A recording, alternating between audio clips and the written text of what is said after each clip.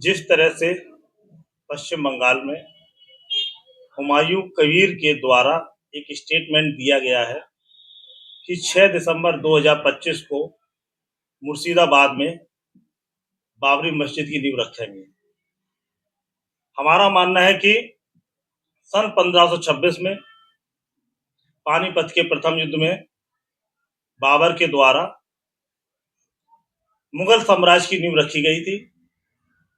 16 मार्च 1527 को खानवा के युद्ध के बाद राणा सिंह को हराकर मुगल साम्राज्य की स्थापना बाबर के द्वारा की गई थी।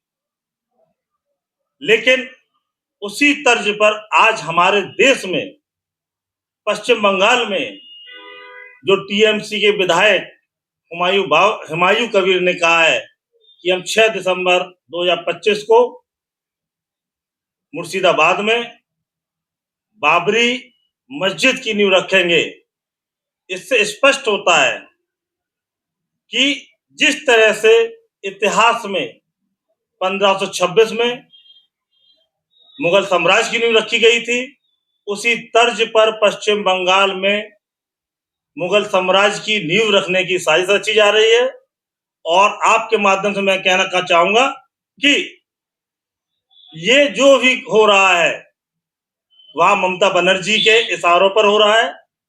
और अगले विधानसभा चुनाव में यदि ममता बनर्जी जी की सरकार बनती है तो वहां पर मुगल राज साम्राज्य स्थापित हो जाएगा।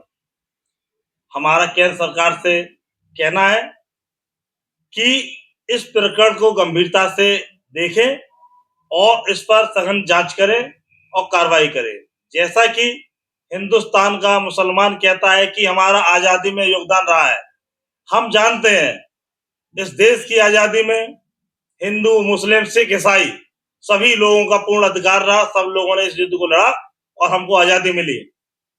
परंतु इस आजादी के बाद जब 4 भाई ने में से एक भाई ने बंटवारे के स्वरूप में पाकिस्तान का एक हिस्सा ले लिया, हिंदुस्तान में से एक हिस्सा काटकर पाकिस्तान बना लिया, तो अब हिंदुस्तान पर किसी भी मुसलमान का कोई भी अधिकार नहीं है।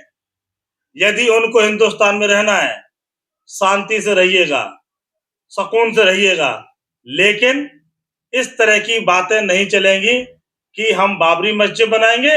यदि बाबरी मस्जिद बनाने का शौक है, किसी भी मुसलमान को बाबरी मस्जिद बनाने का शौक है, तो वो हिंदुस्तान में नहीं पाकिस्तान में बनाए। यहाँ सिर्फ रहना है तो सुकून और शांति से हर मुसलमान को रहना होगा।